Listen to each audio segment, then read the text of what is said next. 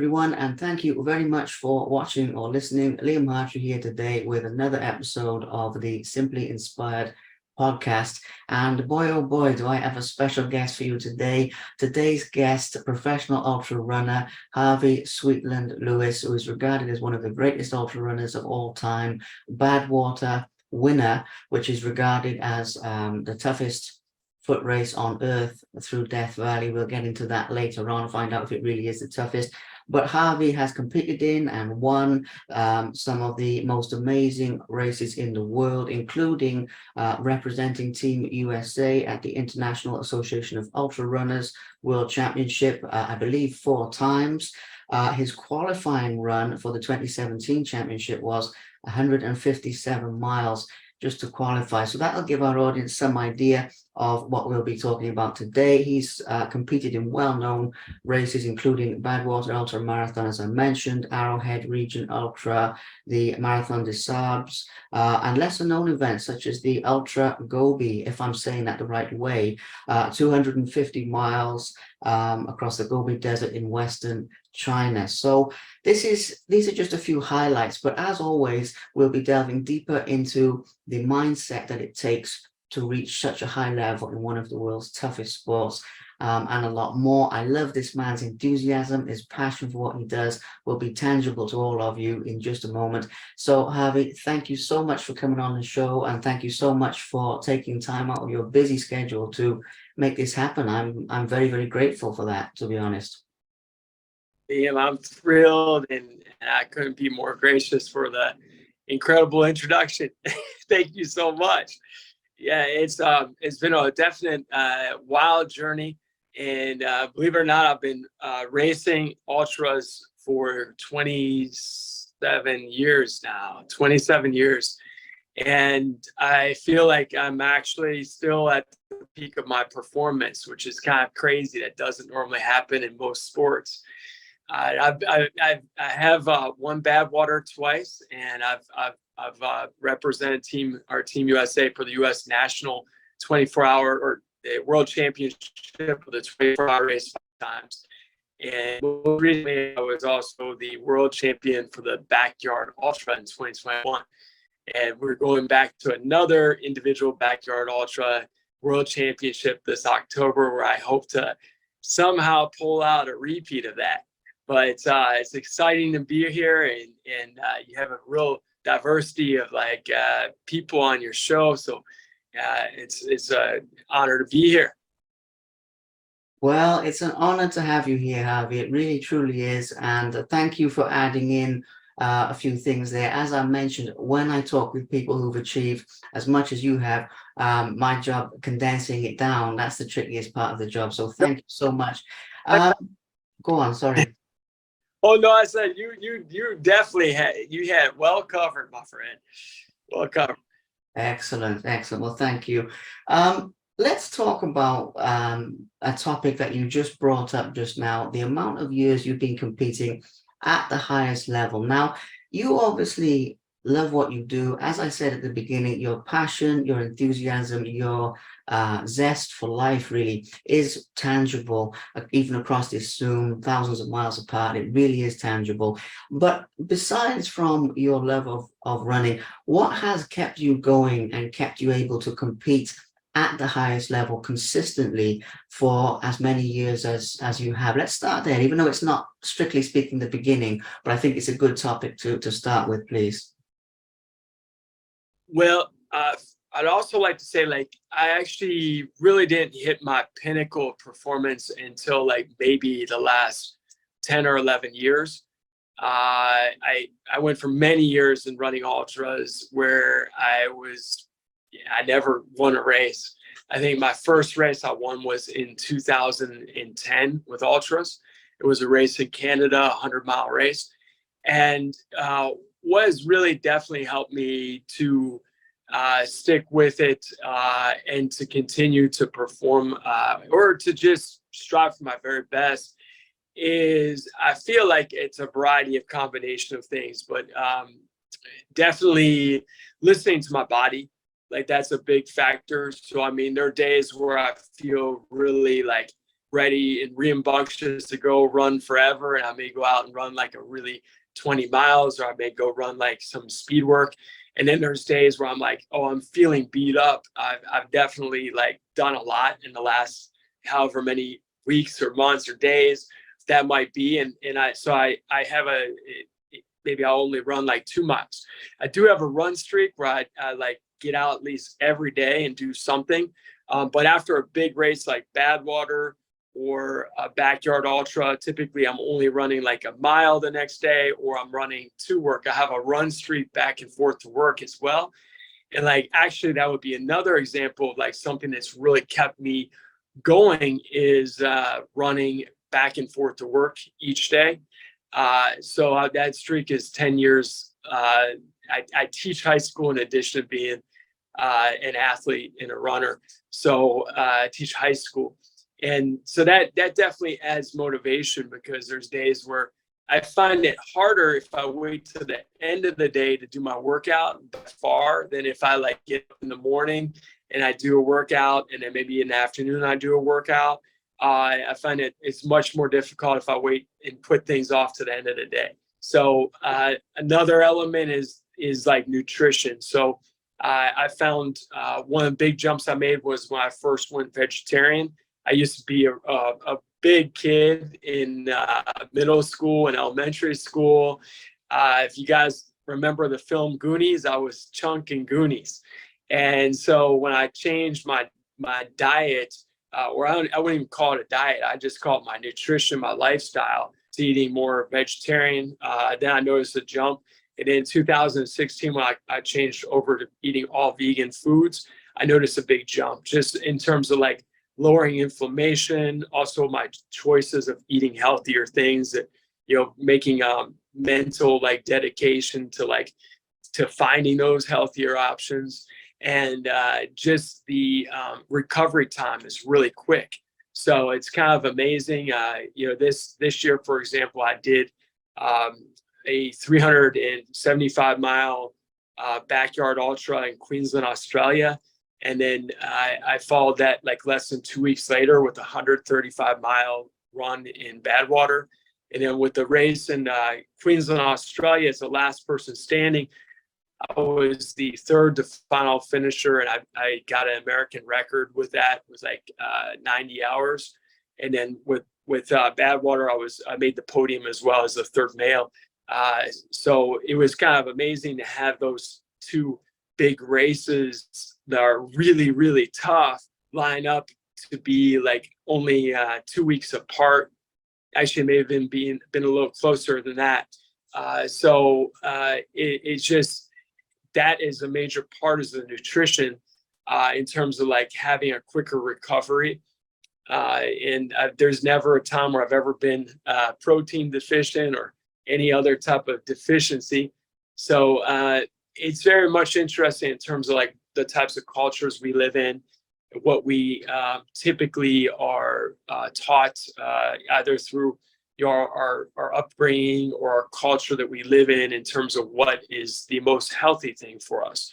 So I kind of, in all my life journeys, I tend to take the road less traveled, and it's now becoming a little more traveled.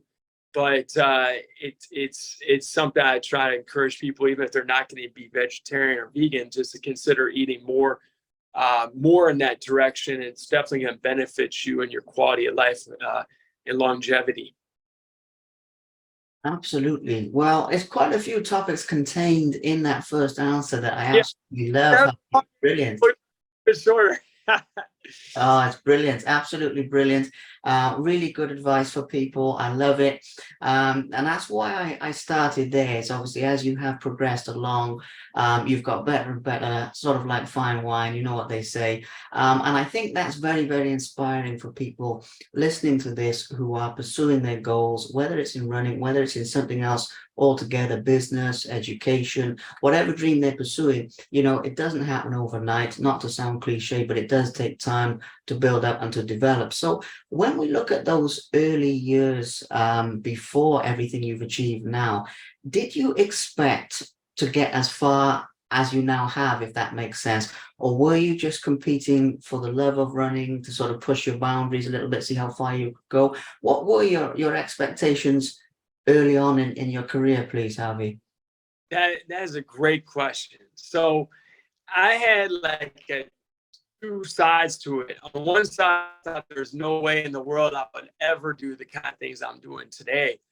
But on the other side, I always kind of dreamed of like, pushing and like being like the person that just takes things to another level. I can remember back to the 90s when I was in my 20s, and I would run these 24-hour races. And the idea of hitting 130 miles seemed like a really high lofty, a little bit lofty goal. Like I wanted to swing for it, but I just didn't have it down. Like I like, it was a lofty goal, like something that was unattainable. And then it's funny because today I could easily go out and run 130 miles in 24 hours. It'd take a little effort, but not that much effort because I know I can run a lot further than that now. I mean, I could hopefully I would be able to run today, if I was properly trained for it and I had a good event, like a good location, and the temperature was within decent means, I probably could run like somewhere 155 to 160. So it's kind of wild to imagine that, in later in life where most people feel like, oh, you might hit your peak athleticism, maybe somewhere in your 20s or, your 30s at the latest. And it's kind of wild that you can continue to push yourself by developing your mind and your skills and your as well as the whole connection of mind, body, and spirit. So it's kind of a wild thing, and it's caused me. I kind of have like this mind that I kind of think anything's possible, which is not always the case, but I kind of have that mindset that with enough like effort and the proper like training or route that things are possible and achievable. Absolutely, absolutely they are. As I said to you earlier on, I mean, a lot of the limits people feel that they have in their lives are effectively self-imposed. You can push past them, you can break through them and find out how far you can go, which we will get to. But that's a very good topic because people see you as you are now, but obviously it just illustrates the time it took to get there, the effort it took to get there. And another thing with that topic is obviously there's an element of enjoying the process here. And what I mean by that is you mentioned that in some of these earlier races, you were competing in the races, you weren't winning them as such, but you were keeping going and keeping pushing. So with that in time, were you aiming to win at that point in time, like you are now, or were you just pushing it further to see how many extra miles you could do and effectively competing with yourself, if that makes sense? Yeah, so that's a great question. Really, I would say my first ultra was a 24-hour race in Minnesota, and I was definitely like competing with myself. So my goal was to keep moving the whole race, whether that was walking or running. I did a lot more walking. I ended up with like 81.3 miles. And then I can remember that I had such an amazing experience from that. Like at the finish, I was feeling more stronger than I had the whole race. And I found this extra energy to be able to like start running at what felt like a sprint. It wasn't a sprint, but it felt like a sprint after running for 23 and a half hours. And like, I just had like this, all the people in the community were applauding and like cheering. So the next year I went back and it was in my mind, I wanted to win that race. But I ended up running like 97 miles or 93 miles. We had like this crazy lightning and thunderstorm.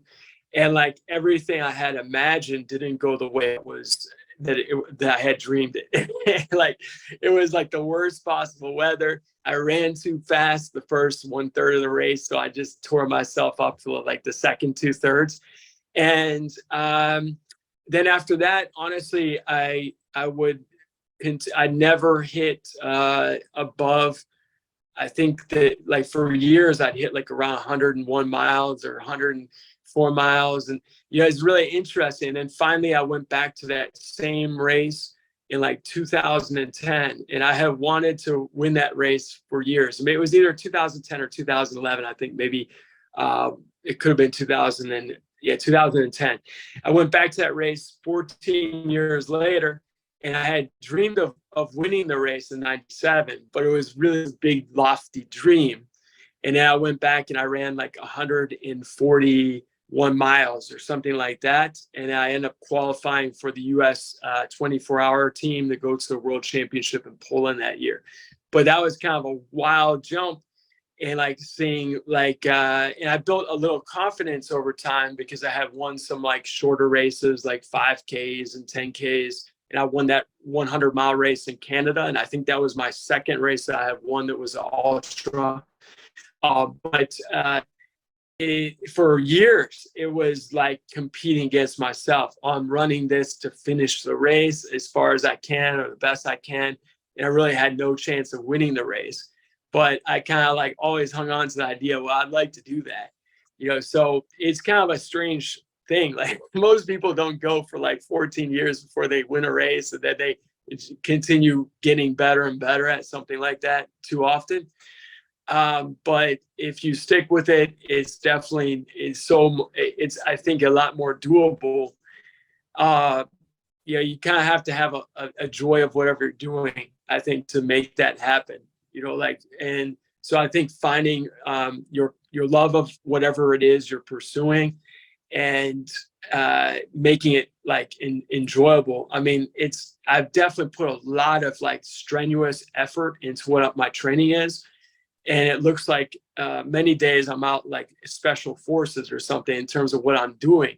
But that sort of thing brings me a lot of joy. I actually like get joy from the rigor. And I never really think of it as being like monotonous or like punishing or anything like that. I always associate that discomfort that I don't think even exists. I don't even think about it as discomfort. But if someone would say it's like that fatigue or discomfort, I just associate that with growth. So it's like I associate that with growth. And then I also reward myself for my hard efforts by those experiences, like going off in racing in beautiful countries or drinking a big giant jug of like orange juice, having popsicles.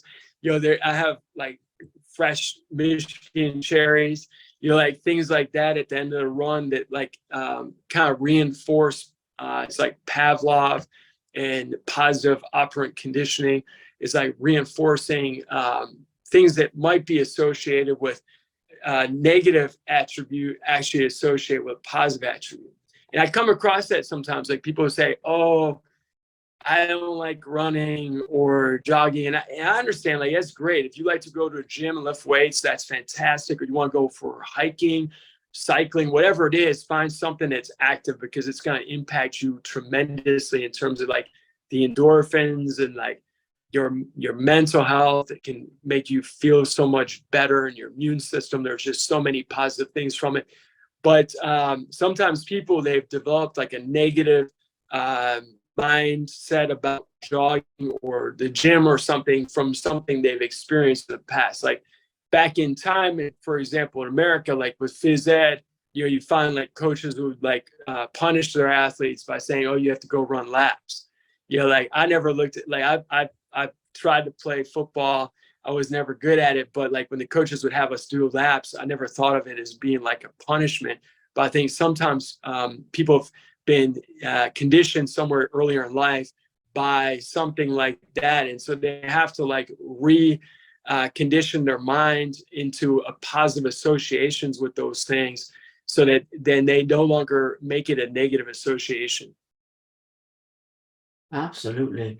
That is a very profound insight into the mindset aspect, Harvey, because what I love about that is it's the side of things that people don't see as well. People see you win the races, people see the glamorous aspect, but they don't see what's going on inside your mind, inside your heart, how that's evolved. And that is a very, very, very powerful life lesson for people, what you associate things with, belief, your belief structures in that way. Absolutely love that. I knew that would be a good answer, but that was a really, really, really good answer. Thank you so much. And I want to delve a little bit deeper into one aspect of that as well. You have mentioned about being in tune with yourself in terms of what you eat, in terms of being in tune with your body. I'm curious to touch on here how your training has evolved. So to make it a little bit more interesting than literally what you do every day, we can talk about that, but you do it every day, so you know it inside out and back to front. But in terms of how your training has changed to be more in tune with your body, to be more in tune with your needs, as you mentioned right at the beginning, there's days when you feel sort of buzzing to go for a run. There's other days you feel, oh, I don't know if I want to go for a run. So in terms of that type of adaptation of things that work for you, maybe obviously everybody's different, so nothing works for everybody, but in terms of how you've evolved that process with your training side of things specifically, can we touch on that a little bit more, please? Yeah, so definitely my training now is I like to uh, create more variety in my week, in month, and I have no coach. I like coach myself. Maybe I should have had a coach, and it would take me 15, 20 years to discover. But I've had a lot of fun with it. The when I first started, I would do the same sort of run every day. So I literally, after I had that first 24-hour race, and I was like, oh, I want to win next year, I'd run 10 miles every day. Maybe I Saturday and run my long run. But so now I definitely have. I'm very consistent. So I do work out every single day. But I have perhaps like 2 days a week I would classify as like more challenging, like in terms of the physical effort level. And then a lot of the week I'm exercising on a scale of 1 to 10 at a level that's somewhere between like a 4 and maybe like a 6 or 7. So I mean, like I'm on a scale of 1 to 10 in terms of level of difficulty. So those easy runs that I make are as important as those runs that are like in the 9 category, where I'm really, really working hard, because it just overall like sure everything I'm doing. So like I look at the weekly mileage total. My weekly mileage total is a lot higher now than it was back in time. So I do, when I'm like at like my peak levels of training, I'm running, somewhere like 90, 100, maybe 110 miles a week. 90, 100 is pretty good. So that level is higher. And I don't have, I do try to incorporate other variety. So for example, I love doing the sauna when I can. Like that's kind of gotten into me with doing some of these heat related races, but it also has positive benefits for you in terms of like helping your body like to kind of like heal, in like also like it can help you with your breathing. I don't do yoga enough, but I do try to do like 10 minutes of yoga, especially in the summertime. Like I did 10 minutes yesterday. I'll aim to do 10 minutes today. And it's just like opportunity to like kind of focus your breathing. I do lift weights in the school year, usually once a week. And maybe if I had more time, I do it twice a week. But I think that those like also help. I also like to hike and walk. So I feel like a lot of runners, they almost, we tend to like be, oh, I can only run, and I think that the walking is actually really powerful, especially when you're doing ultra running, because if I'm doing like a backyard ultra, it's like 375 miles. I'm not running 375 miles. I'm incorporating some walking there, especially up hills, and like you can preserve yourself longer by training your muscles, your hiking muscles. If you don't do that, then you could be like a 2:20 marathoner, and you're going to really just totally feel exhausted. by just doing those different paces, even if if you're running like a long race, like 100 miles.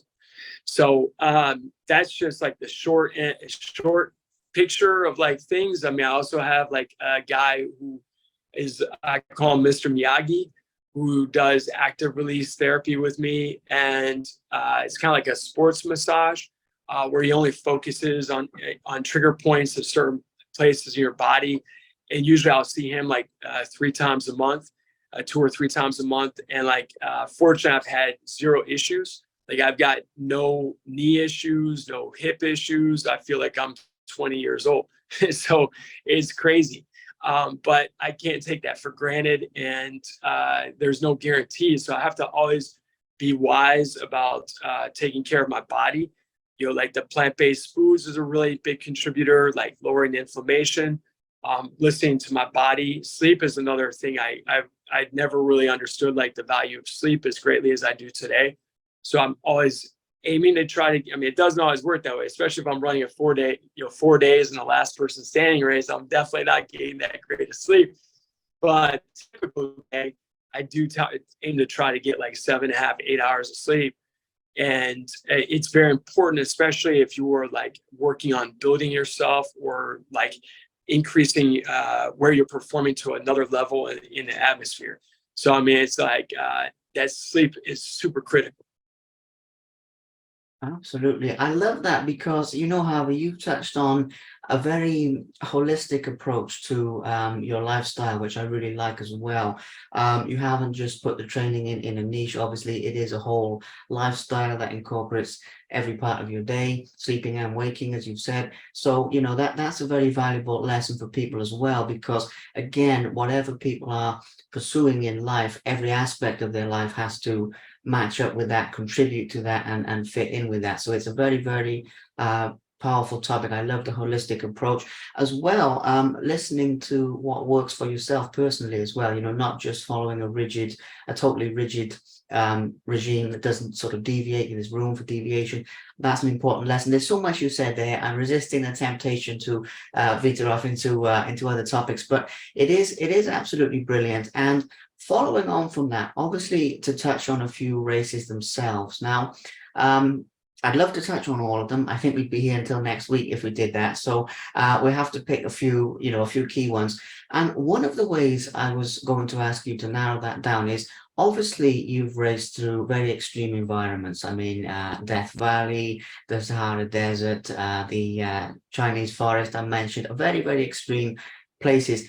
Do you have one or maybe more than one that stand out in your mind as being the most extreme sort of terrain and weather fronts and all that type of thing out of the amount of races you've done? Yeah, I mean, there's so many races that have like special qualities to them. I definitely do love Badwater in Death Valley National Park. And that there's the question about the toughest race in the world, and really there are easily a couple dozen races you could argue are the toughest races in the world, or maybe a dozen races. For example, like the Barkley race is also a notorious race, and it's only had 17 finishers since 1984. And I've competed in that race the last 2 years in Tennessee. That race is very difficult to get even far into the race. So in some respects, for me personally, it's not, I don't get to a point where it's my toughest race. It's my toughest race to finish, but I don't feel that exerted because I've not made it past the second of 5 loops because I've timed out. It's very difficult to make each loop because it's out in the middle of nowhere. The course is off trail mostly. You have to find books that are hidden in the woods. And there's a couple of documentaries about it that are absolutely hilarious. So Laz, the mastermind behind the race, came up with this crazy race that you have to climb basically Mount Everest 2 times over roughly 125 miles. So that's a race that's probably the toughest to finish, of course, of ultras, but maybe it's not the toughest race for me because I've not made it to the whole finish line. And most people don't come close.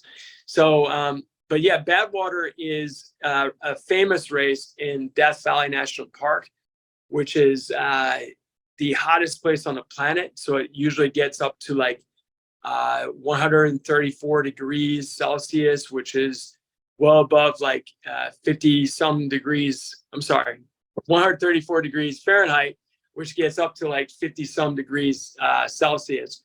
And it's a really extraordinary place. I remember one year we cooked some pizza on top of the silver Jeep because it was so hot, like warmed up our pizza. So it's really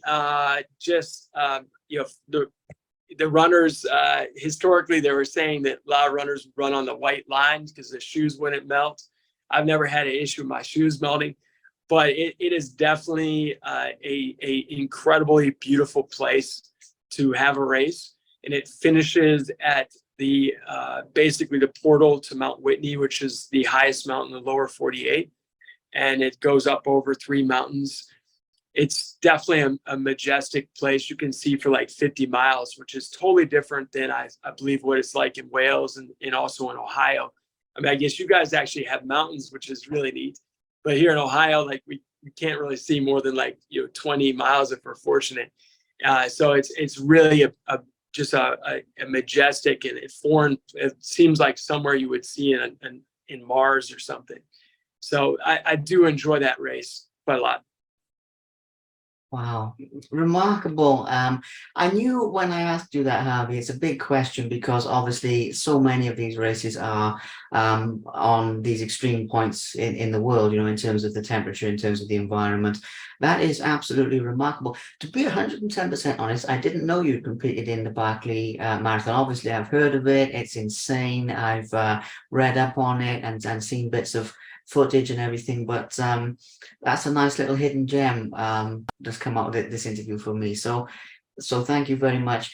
When it comes to everything you've achieved, and don't worry, we'll talk about the future as well. But when we're looking back at these races you've won and everything you've achieved, it might be too big a question to answer to narrow down, but are there certain ones that you're more proud of than the others in terms of I like asking this question because it's not usually the answer you'd expect from people. So, if I ask you this, maybe you'll say it's Badwater or it's one of those, but maybe you'll say it's something completely different. And I like asking this because obviously ultra running and what you do, there's a big part of it that's an inner journey. There's an inner journey of transformation, personal growth, not just physically, but mentally, spiritually, as we've touched on. So I'm looking at this from that side of things of basically what your favorite race or your favorite achievement is, or it might not be able to do one, maybe more than one, but that would be a cool one to touch on as well. Thank you. Yeah, I'd say there's definitely a couple races that stand out, and the first one would have to be Badwater when I won in 2014.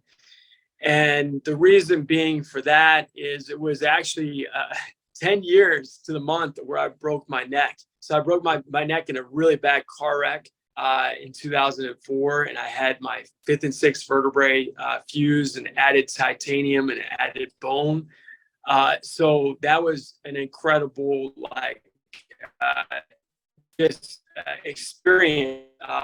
When it happened, I mean, I was going off the road to avoid hitting another motorist that spun out. And when it occurred, there was a chance I could have died or been paralyzed. So to have that giant win that was way bigger than any previous win I'd ever had, 10 years to the month of that accident was completely it was incredible, because that is something I dreamed about with Badwater when I first started running in 2011. For 4 years, I had strived to win that race. And I think most everyone thought that I would never win that race. So it was fun also, against people that say, no, you can't do this. That's one of the best for anyone who's listening here. When someone tells you can't do something, to actually use that for motivation, additional motivation to show them wrong. So that was a definite huge event for me. And we then I'd say that the next one was the next biggest and maybe the biggest ever was winning the world championship of the backyard ultra in 2021. And so that was I've been going to big since 2017, when a French runner, Guillaume, and I were like the final two runners, and we had survived an additional day more than the rest of the field. And like I've been the assist at bigs, I believe, let's see, I guess 2 times prior to that. And it's another one of those things where I had as a vision and a dream of doing it. And then to go in there with other people who are like champions of backyard ultras, and like to have that vision come to a fruition was just like, I was like on cloud 9, like I was celebrating like I won the lottery or something. So, once I knew I had won, I was out in the middle of the forest on this lonely country road by myself. I was entirely elated, and it was a priceless experience. So just having a dream and then to go after it and then to have it actually come to like reality is like such a sweet experience that I couldn't, just so grateful to have had it and to share it with others. My team that was there, the people that were cheering and following on our pages, that meant so much to me. So, and I hope like there's another one out there. So, I mean, that's the thing. I don't really get too caught up with the past as much as I'm always like kind of looking to the future. And like, I don't, I'm grateful for those experiences, but I strive for more. So we have another world championship race that's this October. There's like 70 runners. The race format is just getting, people are getting better and better every year. So like these are champions of like each country. So champion of Australia, Germany, and Belgium. They're all coming, and it's going to be a total battle royale. No one knows, who the final survivor will be. But when you have 70 hardened individuals that all want to be the final survivor, it's going to be an incredible battle. And I'm looking forward to it. I think it's going to be very exciting. And even though, I may be like given a small percentage of chance of winning, like in my mind, I'm going to go for the win. So it is what it is. Wow, that is incredible. I mean, I love a lot of things you said there, Harvey, as with all of your answers. But I must say, the fact that you're still striving to continue to be the best, to continue to push the limits, is absolutely amazing.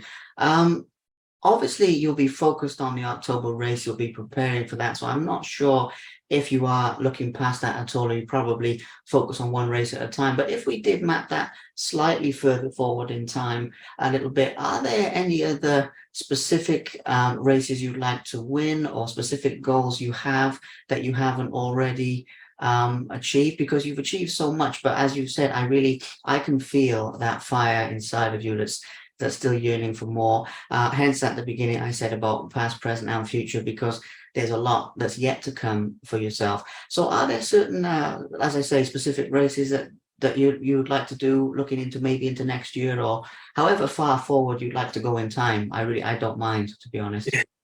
Definitely. I mean, Bigs is my definite A race, and my mind, body focus on there. But beyond there, I definitely would love to, if I win Bigs, I get to go back to Barkley. So it's an automatic entry. Otherwise, Barkley is very difficult to get in. They LAS only lets 40 runners into the race. And I've been in the last 2 years, and the probability of me, I feel like, getting into that race is low without me winning Bigs. But I like Barkley, even though I've been performing at Barkley, kind of like how my younger self performed back in like the 90s and the early 2000s. So it's like, even though I'm performing in terms of like just missing the second loop, I still have this mindset that I can get better, and that, I'd like to go, I'm going to try for 5 loops. Maybe I make 3 loops next time. Who knows? But I like the race because it really challenges you also mentally as well as physically. You have to like basically be visualizing a map of the course as you're running through the woods, not on trail, running down steep pitches and like climbing up, power hiking up these ridiculously steep inclines off trail. And it's, I love that. I love that, I have to memorize like where there's a certain rock to make a right-hand turn, and the map changes a bit every year. So it's exciting, like in terms of the mental challenge of like having to not only use your skills that you normally do with running, pacing, like nutrition, things like that, but you also have to constantly be like working you cannot take your focus off. Like when I'm out in bad water, I can actually like meditate and put my mind somewhere outside my body in some other beautiful place, because I can run there. I run without even a light at nighttime because it's easy. Like there's no necessity that, there could be a little rock or something. I just like, that's it. But like in Barkley, I have to be super hyper focused on like every individual step where I'm stepping. Otherwise you twist your ankle, you're done, So that would be one. I'd love to like explore a 6-day race. I've not done a 6-day race yet. And I'm kind of thinking, well, maybe we're going to get there in the backyard ultra. Just going to keep on going for 6 days.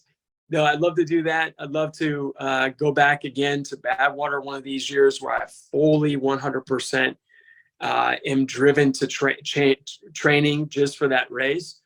I'd love to win Badwater again. It's like a far off, lofty dream to like, win Badwater again and run even like a faster time. But I think it's possible if I really like hone my training and, based on like whatever happens in a given year, it's anything's possible. So I'd love to do that again someday, possibly, and just keep exploring. Like, so I'd love to run a lot of different like places that I've run already. There's certain like bucket list races I haven't done, like in South Africa with comrades, or like coming up to running some more races like the UTMB in France, running like Western States. Like that's like our iconic, one of our iconic ultra races. And believe it, after 27 years, I still haven't run Western States yet. So it's kind of funny. So yeah, it's not only just winning races, but actually just experiencing and running races. And I think that's kind of some of the top level competitors, they kind of lose their drive when they stop like winning races. And, I hope that doesn't happen to me. Like one of my good friends in Cincinnati is 101 and 0.5. His name is Mike Fremont. You can like Google him. He's a really remarkable guy. He's also a vegan. He can do like 15 pull-ups at 101.5. But he gets such a rush out of the community and like the camaraderie and like participating in like a race together. So we did like this last May, the Flying Pig 5K. We were the very last finishers of the 5K out of thousands of people. But he was the number one fastest runner in the world, who's 101.5. So it's like all a matter of perspectives and how we look at things, and so that for that reason, I hope I'm continuing to do this when I'm like 85 years old and they're like, what's that old guy doing out there in Badwater? Still running. Yeah. Oh, wow. Absolutely. I think you will. 100%. I think you will, because age is just a number at the end of the day. And I really love that you've given that a mention, because how many people out there get to that point and they think, oh, it's too late now. I'm over the hill and this and that. And it's not the truth. It's, it's all up here. So I'm really glad that you've mentioned that as well, because there are some incredible runners. I mean, I saw one article the other day with an 81-year-old guy doing the Marathon des Sables. I think he was 81. Yeah, 81, running across the desert. And, it's just, it's a mind trip at the end of the day. And I think that's a very, very powerful lesson. Harvey, we've talked about some wonderful points, some wonderful topics today. We'll close out very shortly. One other small thing I wanted to ask you. I like to give a mention in these interviews to people who have helped people along the way. So one of the things to touch on with yourself, I know that you train yourself and you coach yourself and everything.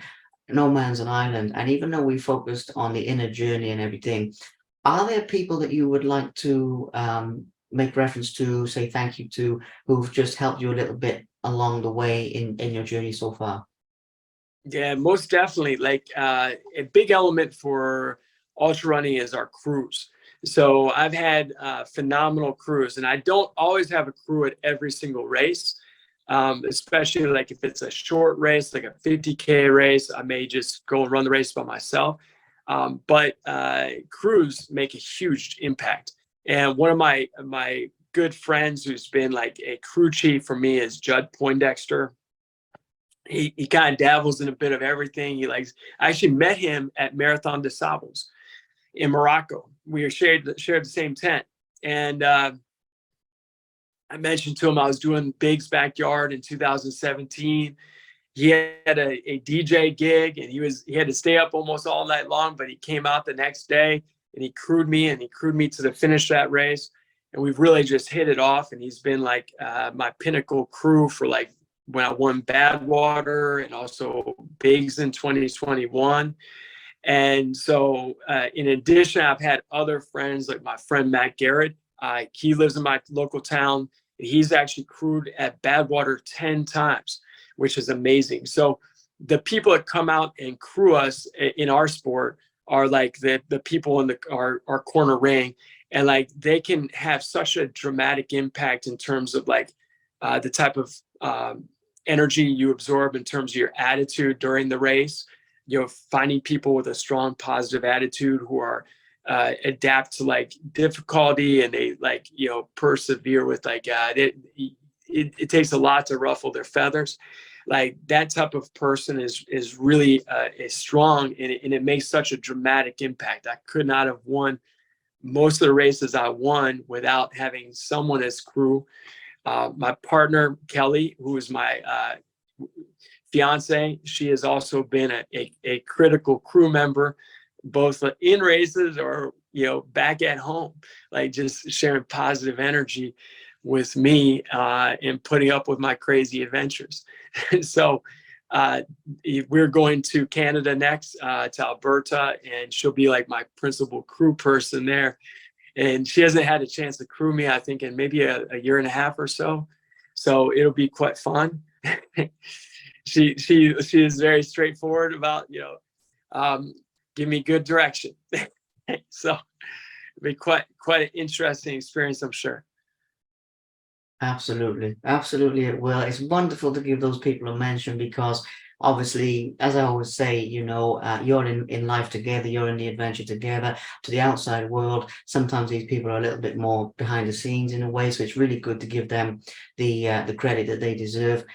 We've talked about a lot, Harvey. I really appreciate your time in doing this interview, especially in the fact we've squeezed it in between everything, between Portugal and then going to Canada and this and that and your busy schedule. So thank you so much. And thank you for being an open book and sharing your enthusiasm, your passion, as I said at the beginning, the warmth of your energy, basically, the vibe that comes off you with the world. Thank you for sharing the amount of life lessons, because at the end of the day, as I said, that's why I do these. When this goes out there and it inspires people to keep pushing that extra mile, figuratively speaking, towards their dreams, not to give up, to learn ways to live their life in a better way for themselves, to be happier, healthier, more joyous, more fulfilled, these things that in my mind truly mean what success is. This interview ticks all the boxes, and it's been fun. I mean, your stories have been amazing, vivid descriptions. Quite a few of them I felt like I was there for a moment in the way you describe it and everything. So I just want to thank you for all of that, Harvey, and thank you very much for making the time. Really, thank you. Thank you so much, Liam. It's been really nice connecting with you. And honestly, if I'm through Wales, I plan to get to Wales. I'd love to see you out there. with your doing your journalism or getting out to enjoy the nature. Absolutely. Well, we'd love to have you over here. Like I said, in Wales, I know there's some very nice mountain areas and some places you'd love to visit, whether you're racing or not. Even you said about hiking earlier, even from that side of things, there's some beautiful locations. So fingers crossed you will make it back to this side of the pond. But for now, I wish you good luck with Canada and good luck with the October race as well. Good luck with everything. I'll definitely be following your progress basically from here. And now our film Like Harvey Like Son is now available in the UK. So that's exciting too. Absolutely. Do you find a lot of your listeners are from the UK or just spread everywhere? Oh, there's a lot here, but I do have a lot in other parts of Europe, the USA as well. There's people all over the world, but I'd say mainly UK, Europe, and USA is sort of the mainstay of my listeners, to be honest. Yeah. Well, thank you so much for all that, and it's definitely been a great experience. And I look forward to connecting again someday.